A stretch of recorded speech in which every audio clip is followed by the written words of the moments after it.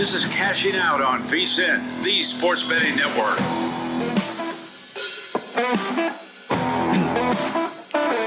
All right, welcome into Cashing Out with Joe Ceraulo, taking you through the late hours of your Tuesday into your Wednesday morning here on The Big Show. And what a Wednesday it is bound to be.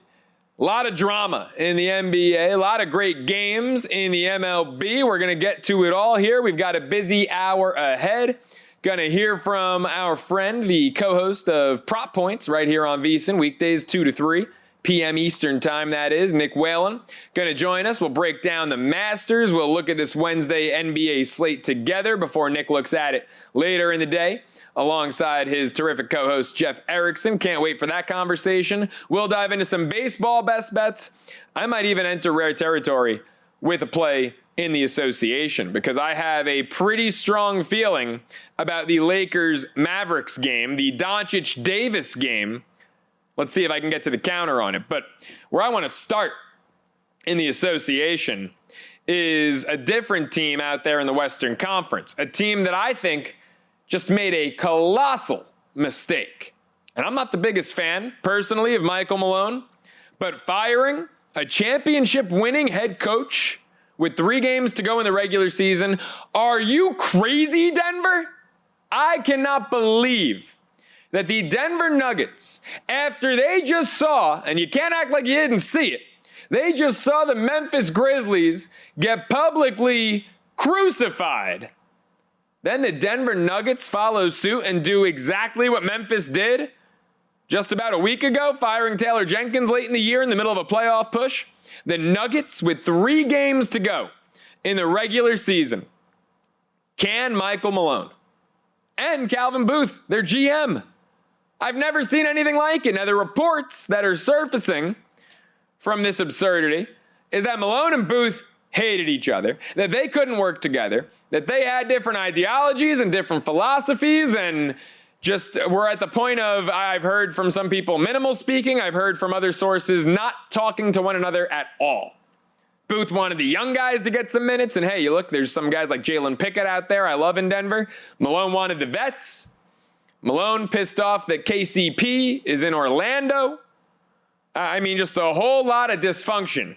But at the end of the day, regardless of that, you're looking at a Nuggets team, folks, that is currently sitting in the 4 seed, or I should say the 5 seed.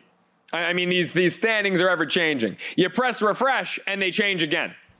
Look at right now, you got 4 teams that are 47 and 32 in the Western Conference. The Clippers, currently the 4 seed. The Nuggets, currently 5th. Golden State 6th, Memphis 7th. But identical records. It's like my cousin Vinny. Identical records. Clippers, Nuggets, Warriors, Grizzlies, in that order, 4 through 7, 47 and 32 in the West. The Lakers, 48 and 31, just a 1-game lead on that cluster, you know what, that is 4 through 7. And then the T-Wolves, 1 game behind them in the 8th spot, 46 and 33. So you got 2 games separating the 3rd seed Lakers and the 8th seeded T-Wolves, and a 4-way tie in the middle. And you're going to fire your coach with the playoffs around the corner and your GM. Do it after you get bounced. But my goodness, I know that they're 6 and 10 in their last 16 games. You're going to tell me the Nuggets, even if they're on the road, even if they don't have home court advantage in a 4-5 against the Clippers, the way the standings currently are constructed, you're going to tell me the Nuggets wouldn't be favorites in that series, even if they've got to go to the Intuit Dome? Say it goes to 7, 4 out of the 7 games. You're going to tell me Denver wouldn't be favored? Wow. That's all I can say to this. Wow. And I think that's reflecting in the odds of the Nuggets game at Sacramento coming out where they were widely favored by 2.5. Now it's creeping up a bit to 3, 3.5. There's no comparing who the superior team is here, right? No doubt about that. But there's superior on-court products and on-court talent, and then there's just total dysfunction. I mean, this is dysfunctional. I'm curious how the players in the locker room feel about one another. I am curious, and I know, he's a 3-time MVP, and he's a world champ less than 2 calendar years ago. I wonder what the chemistry is like in that locker room with Jokic, because he's a weird dude. There's no disputing that. Has it finally caught up? They won their championship. He's got his personal accolades. But he's a weird dude. He wanted to get the hell out of that parade after they won the title, get back to Serbia, and hang out with his mob boss brothers and their horses. I mean, maybe there's dysfunction in the locker room between the players. We know that there was between Booth and Malone. Maybe it goes deeper than that. Maybe they felt like this team, the guys on the court, can't go on a title run. If that's the case, it's the reddest of red flags, huh? Because you're looking at a team that's currently 8-1 to emerge out of the Western Conference. That would make them the fourth shot on the board. OKC minus 130, Golden State plus 550, the Lakers plus 650, and then Denver 8-1. With this move, the Nuggets just became unbettable. I wasn't running to the counter to bet on Denver anyway, but they just became unbettable after firing Malone. That's absolute lunacy with 3 games left. And tanking last place teams who know, the coach who knows he's a sitting duck on a 14th place team has job security the final 3 games of the regular season. I want to know what kind of blow up went down, how many chairs were thrown. I mean, Michael Malone, guy's a bit of a hothead. May have heard a story or two about him growing up on Long Island sucker punching a guy or two. What was broken in whose office for this to go down with 3 games left in the regular season? Bizarre. Because after the Nuggets, by the way, there's a dime difference between them and the Clippers. 8-1, 18-1. Then the Wolves, 20-1. And then my team, the Houston Rockets, 25-1. I say my team not because I'm a Rockets fan, but because I see a 2 seed as the 7th shot to emerge out of a conference, knowing that they're going to have home court advantage round 1, and if they win in round 2 as well. And I got to bet it. Got them 27-1. Sunday night, right after cashing out. First episode of the week. Saw 27-1. Said, what the hell are we doing here? Before the Malone drama. What are we doing here? 27-1? You kidding me? Few teams hotter than Houston right now in the NBA. Won 8 out of their last 10. Only the Celtics better in their last 10. Few teams have won 8 out of 10. Only the Celtics have won 9 out of 10. Rockets defense, second in the Western Conference, in my opinion, only to Oklahoma City. Golden State, right there with them, especially post-Jimmy Golden State, right there with them. But hey, Rockets just beat Golden State at their own game, 106-96. Stifled Steph, limited Jimmy. Draymond did nothing. It's Draymond on offense. Houston just played a hell of a game against the Warriors. And you look at the Rockets' home record straight up. They are tied with the Clippers, 3rd best home team in the West, 29-11. Lakers 30-10. OKC, obviously, 35-6. But you're telling me a team that's 29-11 at home, 23-15 on the road, nothing to scoff at. It's the difference between the Rockets and the Lakers and the Rockets and the Clippers in the standings. They all have right about the same home record. Rockets, out of the Rockets, Lakers, and Clippers, they're the only team that's above 500 on the road. 8 games over to be exact, while the Lakers and Clippers are 3 games under. Yeah, 2 seed, home court advantage, first 2 rounds. I'll take 27-1 and I'll hedge my way through.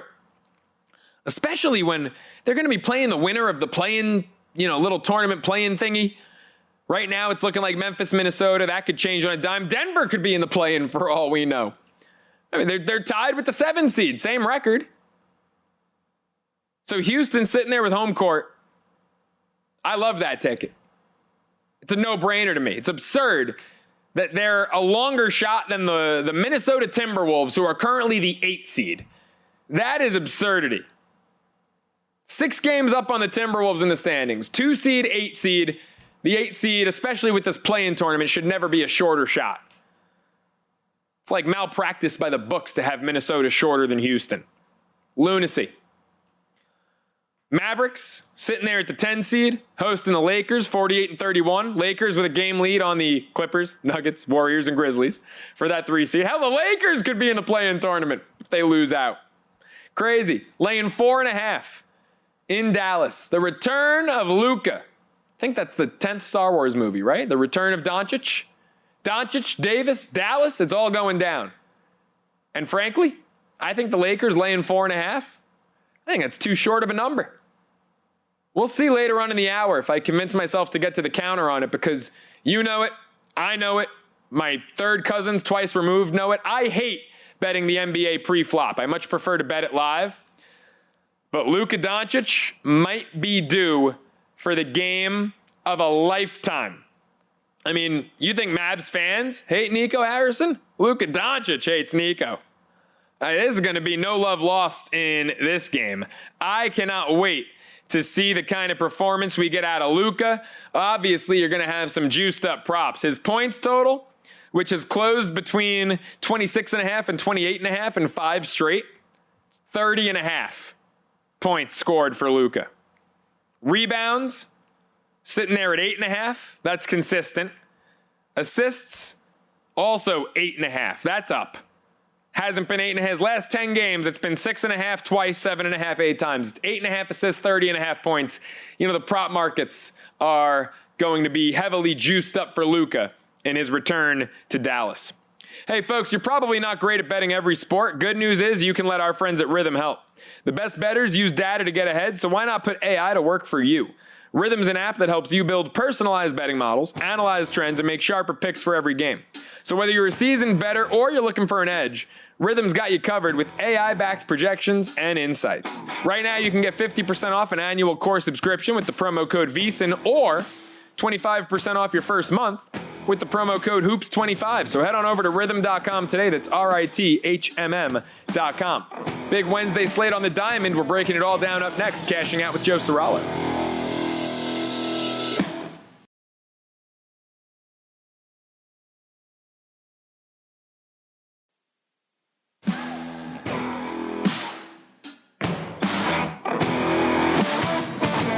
Welcome back to Cashing Out here on VSiN, the Sports Betting Network. Cashing Out continues with me, Joe Ceraulo, right here on VSiN, taking you through the late hours of your Tuesday night into your Wednesday morning here on the program. The Masters fast approaching. We've got a locked and loaded slate of games on the diamond for Wednesday. But I just came across a tweet from ESPN NFL reporter Jeff Darlington regarding the Masters, and I know I promised we'd get to the baseball slate. We are going to. I've got best bets, I've got opinions, I've got thoughts and takes. But this tweet I just came across from a couple of hours ago, I found to be really interesting. We're going to throw it up on your screen here. Jeff Darlington tweets out, "Good news, bad news," in quotes, for Justin Thomas ahead of the Masters. Bad news is Thomas tells me his caddy, Matt Minister, is dealing with a tweaked back that is not recovering in time for this week's tournament. Thomas told me they just want to be very careful about any long-term issues. The good news is Thomas considers Max Homa's former caddy, Joe Grenier, to be a good friend because of Grenier's split with Homa last week. He's available in this last-minute situation. This all went down in the last 36 hours, Thomas told me. Bad timing, but Thomas said they just want to make sure Minister's back gets better. That's really interesting to me because, and look, you know, I'm not a golf bettor. I'm not a golf expert, right? This is why we bring better minds than myself when it comes to betting golf onto the program. But, you know, Max Homa got brought up on yesterday's episode of Cashing Out. Brad Thomas, our buddy from NBC Sports, he came on and took Homa at plus money. I believe it was plus $1.20 to miss the cut. And now he mentioned, Brad did in his analysis of that pick, he mentioned Homa splitting with his caddy, Joe Grenier. Justin Thomas on the flip side at 25-1. Look, we all know what the field looks like and what the odds board looks like for the Masters, right? It's Scotty, it's Rory, draw the line. And then it's everyone else, starting with Rahm at 13-1, give or take $1 depending on the shop. But Justin Thomas at 25-1 has been a name I've heard get tossed around in, I don't want to call that long shot territory, but in anyone not named Scotty or Rory territory.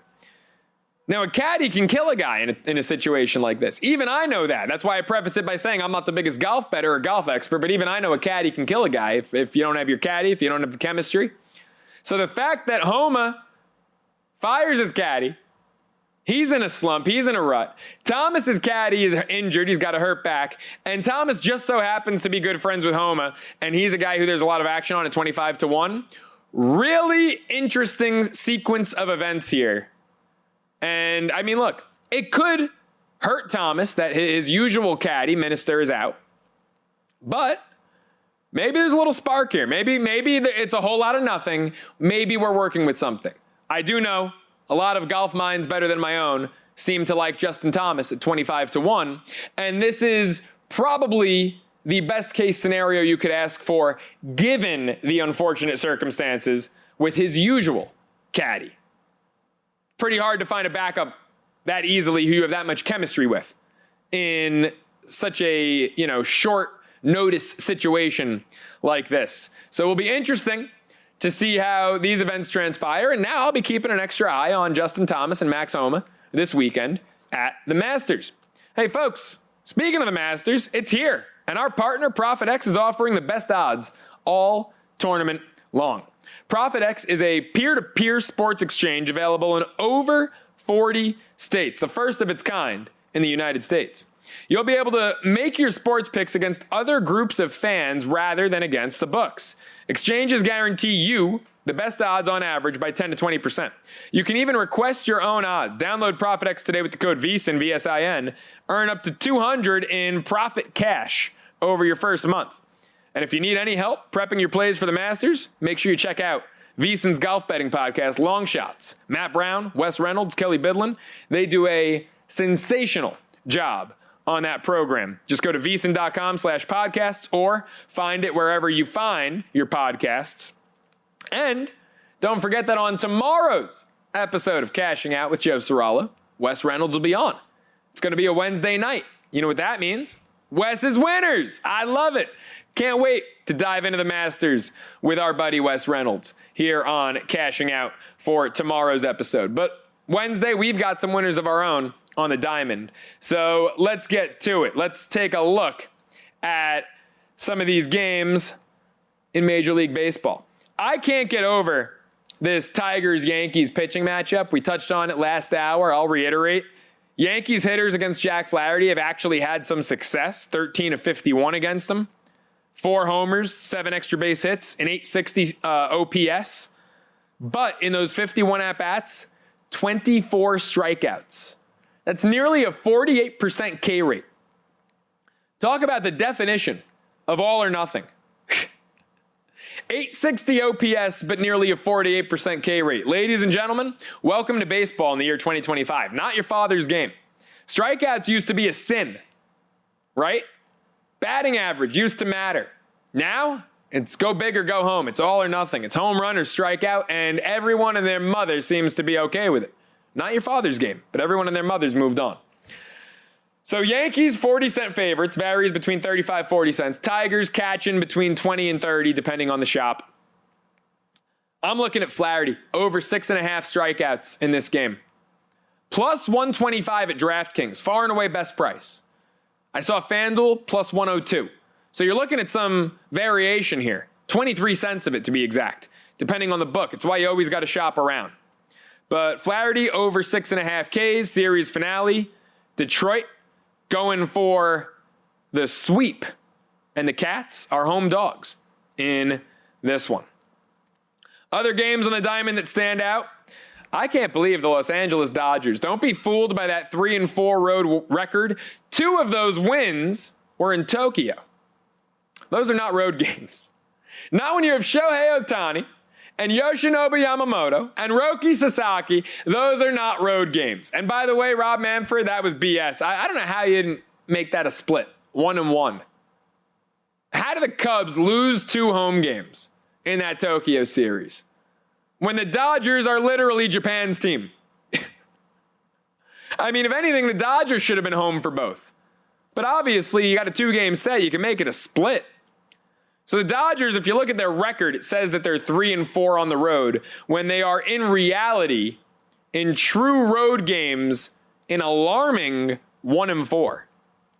And it's alarming what this pitching rotation looks like. Wrobleski on the bump at the Nationals for Game 2. Got shelled. Nats have now taken 2 in a row. against the Dodgers, going for the sweep. And who do the Dodgers have to be the stopper? Landon Knack. How do we think that's going to go? Well, Landon Knack did turn out a scoreless outing his first time out on the season. It was in relief. It was in Tokyo, though. So this is a guy who hasn't pitched since March 19th. 2 scoreless innings, 1 hit, 3 Ks in Tokyo, 30 pitches. Now he's getting the ball to start against the Nationals. He'll be opposite Jake Irvin. Comes in with an ERA of 5.5. Mediocre righty. Last year, 12 starts, 15 appearances for Knack. He was 3-5 with a 3.6. 69 strikeouts, 69 innings, K per inning. He was serviceable, right? The record isn't indicative. I think he pitched better than that 3-5 record would show. He was quite serviceable in a year where the Dodgers rotation was absolutely busted up by injuries. Dodgers opened, by the way, I saw 60-cent favorites. Now I'm seeing 80. That's a quick jump. I don't know if I can get there on that. I mean, 60 would have been pushing it. Maybe a run line. Let's see what the Dodgers are laying 1.5. They are right around -110 on the run line if they can get to Irvin. On the money line, it's baseball. We get some disparity. Let's see what we're looking at here. Dodgers money line between 65 and 80 cents. So quite a difference. 15 cents of variation. Irvin, has he faced the Dodgers yet in his career? He has. Actually, a couple times. They're 19 for 57 against him. 8 extra base hits. OPS of nearly 890. Only 9 Ks. They put the ball in play. Muncy's 4 for 9. He's off to a really slow start. Ohtani's 3 for 6. Doesn't have a home run yet. Means he's going to get one on Wednesday. Will Smith, 3 for 9. Mookie, 4 for 9. Now I'm going to play the Dodgers Wednesday. Are they really going to get swept in D.C.? Might take the run line, although the Nationals, I mean, I can't lay 70, 80 cents. Run line, -110, Dodgers, let's go there. Are the Nationals going to sweep them? Feels like the Dodgers, pissed off, might go out there and just absolutely go scorched earth. Another game that intrigues me, by the way, as we close out here, Hunter Brown on the bump for Houston. Last time he pitched, we took him plus money. They were, I believe, plus 120 dogs at Minnesota. Twins home opener, got the win 5-2. Now, closing out the series in Seattle, not Luis Castillo for the Mariners, Luis F. Castillo. 2 Luis Castillos back-to-back nights. Big pitching matchup for the Astros, yet they're short favorites, just 25 cents. I could live with that, with a guy like Hunter Brown on the bump. Nick Whalen up next. More Masters, more NBA, more cashing out with Joe Ceraulo.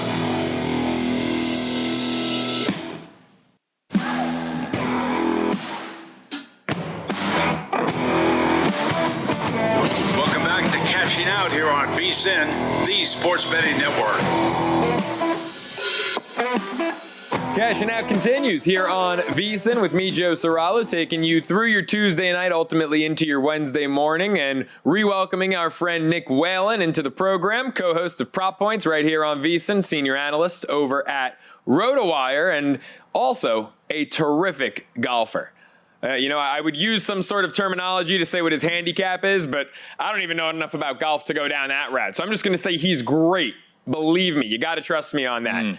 Nick, the Masters coming up, my man, and I would love to pick your brain on this odds board, especially when you look at it, you see Scotty, Rory, and then draw the line, and it feels like everyone else from that point on. So how do you approach that as an avid and terrific golfer yourself in Augusta? Ooh. Well, first of all, I need to look directly into the camera here and make it very clear that I am not a very good golfer. I'm a high volume golfer. I play a lot of golf. I don't seem to be getting any better at golf. I'm like the Jordan Clarkson of golf. I'm out there, I'm getting shots up, but we're not necessarily loving what we're seeing on the scorecard. That's terrific. At the end of the day. Yeah. Well, so looking at these odds, you're right. I mean, and this is kind of how it's been. If you've been following, the PGA Tour, of course, this season, any event where Scotty and Rory, or even one of those two, are in the field, there's just a tremendous gulf typically between them and the rest of the field. But I think that's especially notable because you got the live guys out here, right? You got John Rahm, who's the third short shot right now, but he's all the way down at 13-1. I mean, basically double the odds of Rory McIlroy. You got Morikawa 17-1, Schauffele 18-1, Bryson DeChambeau 19-1, and then Ludwig Aubert, who's going to be popular this week at 20-1.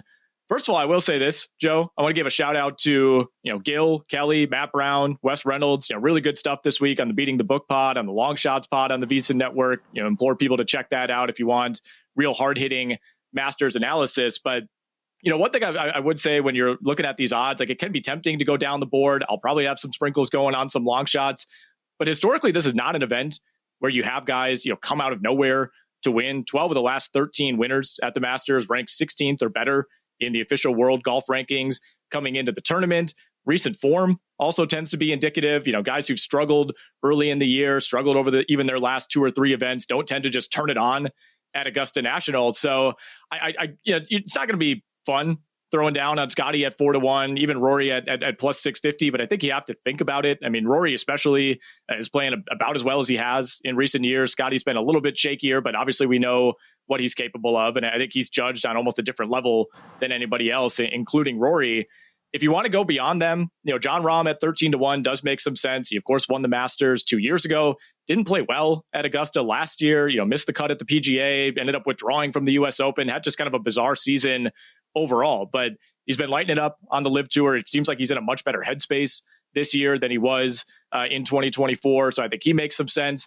Justin Thomas at 25-1 is somebody I would look at. 7 top 15 finishes in his last 11 events. If you want a true long shot, though, I hate to say this, he's one of the most hated guys on tour, Joe. Patrick Reed, 90-1 to win the tournament. I don't think that's going to happen. I would say I wouldn't bet it, but I will be betting a small amount, 90-1 on Patrick Reed. In his Masters history, he has 5 top 15s, 4 top 10s, 2 top 5s, and 1 win back in 2018. So again, am I sitting here saying that Patrick Reed's going to win the Masters? No, but as far as guys who kind of buck the trends, it doesn't necessarily seem to matter how well he's playing, what he's doing coming into the tournament. He always does turn it on at Augusta. Maybe look at an 11-1 per se on a Patrick Reed top 5. Yeah, so I wanted to ask you about that top 5 market, Nick. What would you consider your best bet? Is there a play that you love more than any others, whether it's an outright, maybe one you just gave out if you already got to it, or is there a top 5, a top 10, some other alternate market where there's a play you really like? Mm-hmm. Yeah, I mean, I really do like the Reed one. I think other golfers I would look at, for those markets would be Russell Henley. He's another guy who's gaining some steam coming into the week. 4 top 10 finishes already this season. He was 5th at Pebble Beach. He was 6th at the Cognizant. He won the Arnold Palmer. Did slow down a bit at the Players, but still respectable finish there. Corey Connors is another guy I would look at. Another true big time long shot. JJ Spawn, who's 130-1 to win the tournament. He's 6-1.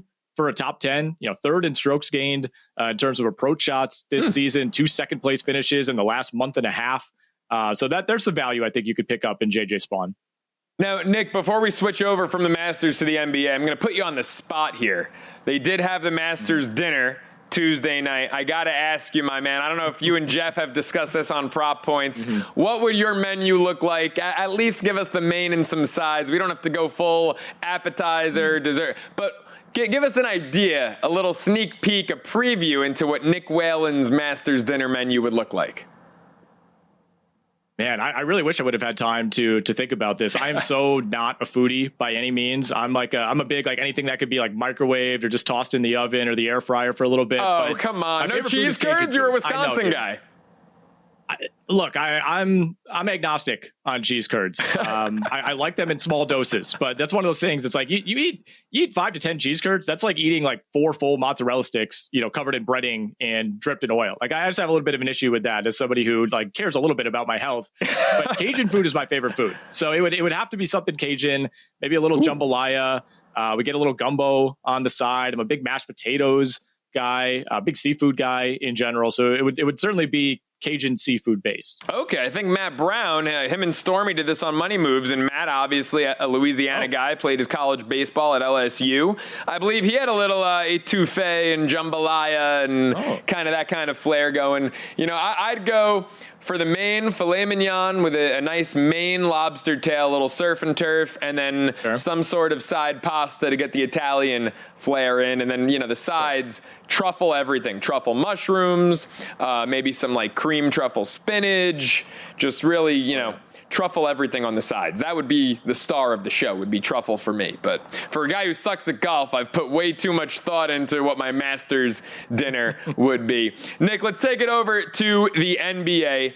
Denver following suit with the Memphis Grizzlies, shocking the world, firing their coach as they're about to inquire on making a playoff run. I mean, you look at the Nuggets now, they have to bounce back, play Sacramento. They're short favorites, just laying 2.5 in a game where they should otherwise probably be favored by more. Is this a spot to take the Kings, in your opinion? How do we approach betting the Nuggets going into the playoffs? Just 3 games left. Yeah, it's really, really tough, of course, to get a handle on this game. And I think part of the reason that this number isn't a little bit longer in favor of Denver is Jamal Murray is out again. And honestly, one of the last things that we heard from Michael Malone before he was let go as head coach was a kind of a weird throwaway comment after their last game where he was asked, when do you expect Jamal Murray to be back? And he's like, yeah, I hope he's back for the playoffs. So that's something to monitor, not only for this final week, but as Denver does eventually move into the postseason. I mean, obviously it's a big game for the Nuggets. It's also a big game, though, for Sacramento. They're battling for position. They're trying to avoid, the Phoenix Suns doing the unthinkable and climbing back into this. They can't really move out of 9th or 10th, but they could move from 9th to 10th and end up being on the road in that what will likely be a play-in game against the the Dallas Mavericks. So really difficult game to handicap for me. Totals up at 234.5. This is more of an over spot for me than anything else. Neither of these teams enjoy playing defense. Sacramento was down almost 20 to the Pistons on Monday night before rallying back in that game. They've been really inconsistent. They'll be without Malik Monk. So the over 234.5 is what I would look at there. Nick, how about the Lakers and Mavs? Little Luka return spot, Doncic versus Davis. If everyone's healthy and can give it a go, the Lakers favored by 4.5. It is a back-to-back. They're coming off the loss at OKC in their second straight game in Oklahoma City. To me, I look at that 4.5, and my first gut inclination is to jump on the Lakers. Final minute here. Are you with me? Opposite me? What are your thoughts? I'm with you.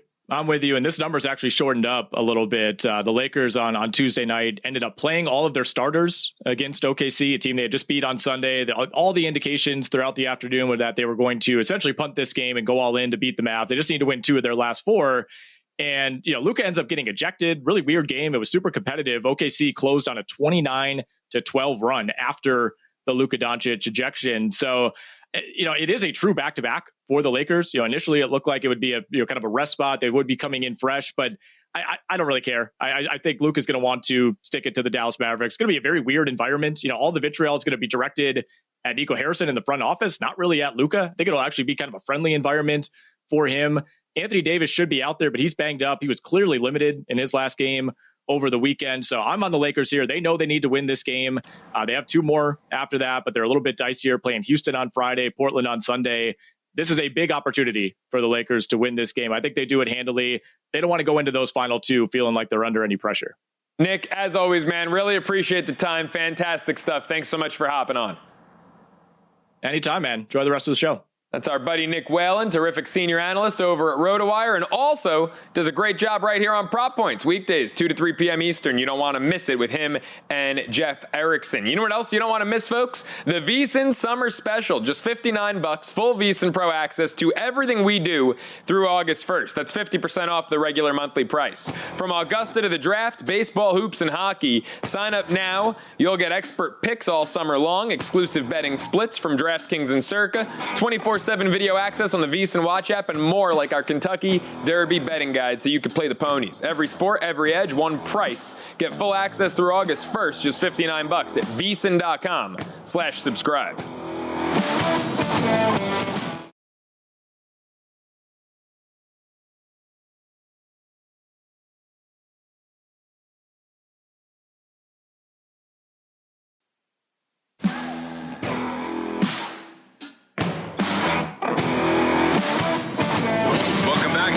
Out here on VSiN, the Sports Betting Network.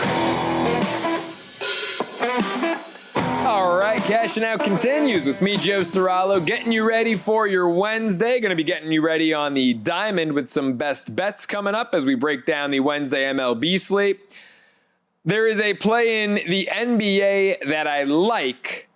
I don't know if I'm going to play it just because Me betting the NBA pre-flop, we don't go together well. We just simply don't. But we'll dive into the play that I really strongly like. We'll dive into the plays in Major League Baseball that I love, albeit, I'll be the first to admit, it's been a slow start to the MLB season. Betting-wise, it is what it is. It's early in the year. I believe we're sitting here, last time I tallied the old record, it was 12-12. Since then, what are we looking at? 2-3. So we're 14-15 to start the Major League Baseball season. We are, what are we looking at here? minus 0.4 of a unit. So baseball's been essentially breaking even thus far. Let's stop that on April 9th. Let's get back into the win column. Let's freaking stay there. It's time for the VSiN Daily Morning Bets. We are starting the VSiN Daily Morning Bets bright and early. Back-to-back days. We get 10 a.m. left coast Yankees Tigers baseball. And hey, we had some success with it on Tuesday. Tigers, first 5-run line, Tarek Skubal. It was a 1-2 Tuesday. That was the only one we hit. But we started the day on the right note, didn't we? Let's do it again. Jack Flaherty, over 6.5 strikeouts, plus $1.25. Always shop around. This is at DraftKings. I'm seeing this as low as even money at some shops. You're looking at the coldest game on the slate on Wednesday. Temps might dip as low as 42 degrees, not counting wind chill and real feel, just actual temps of 42 degrees at Comerica in Detroit. That means that offense declines. That means that strikeouts increase. And it's really interesting. You look at Jack Flaherty against current Yankees hitters. These guys have actually hit him respectably well.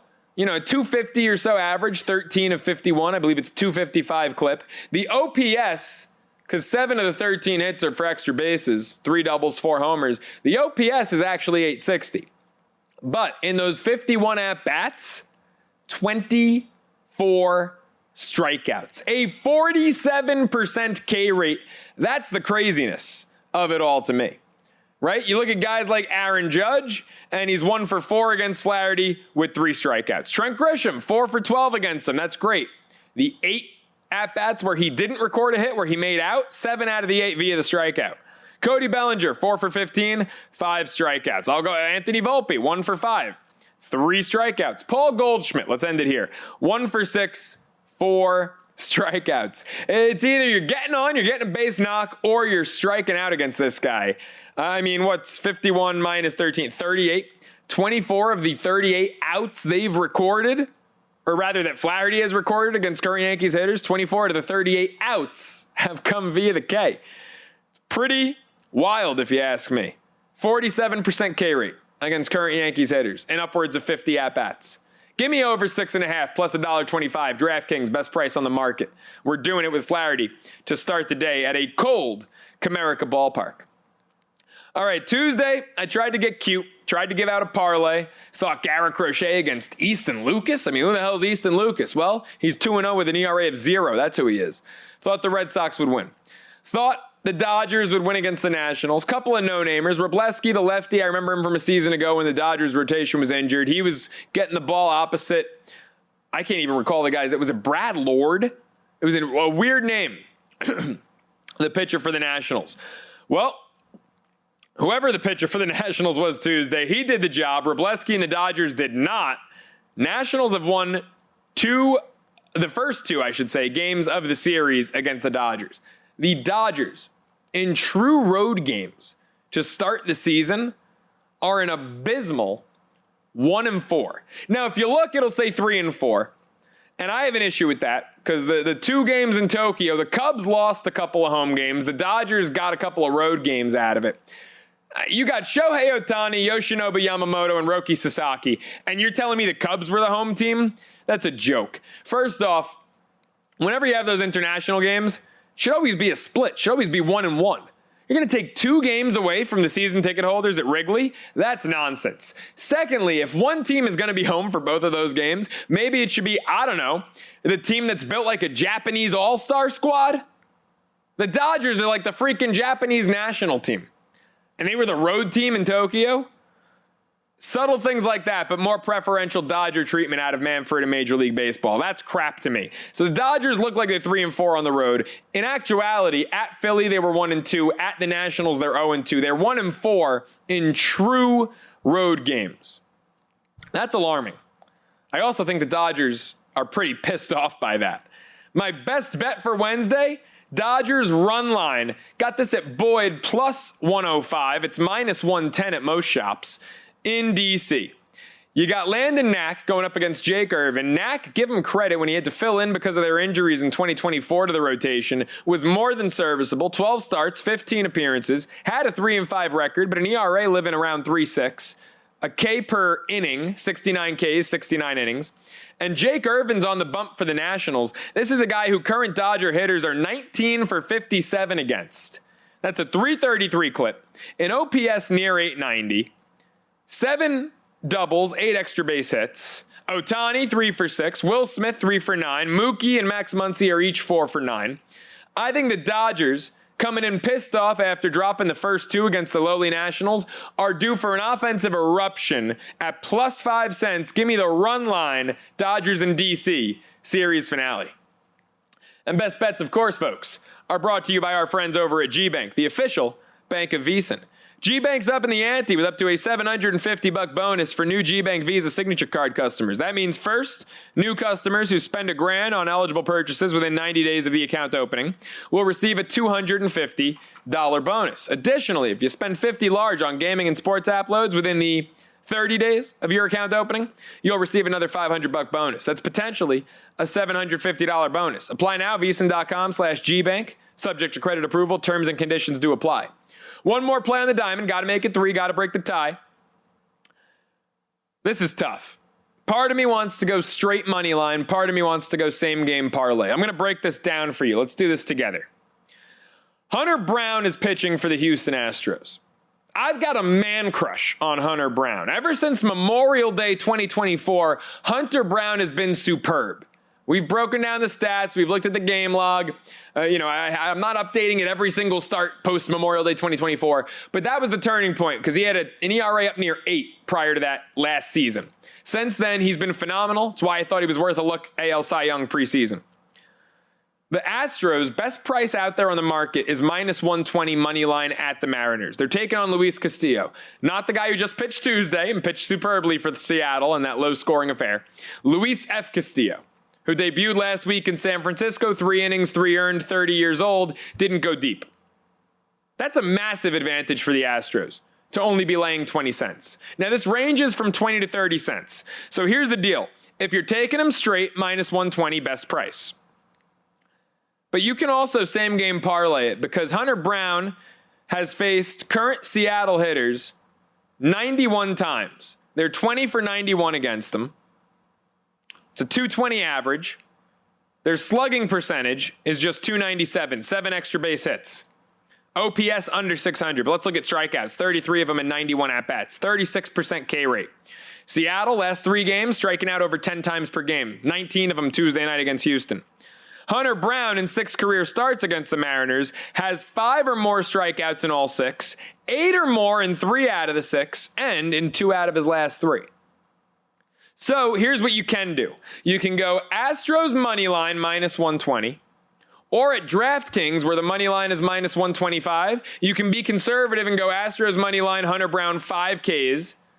You'll get even odds. Or you can go one more. You can go for a 6th K and get plus $1.25. If you go Astros money line, Hunter Brown 6 Ks, 50-cent flip from minus 125 on the money line straight to plus 125 on the money line with 6 or more strikeouts.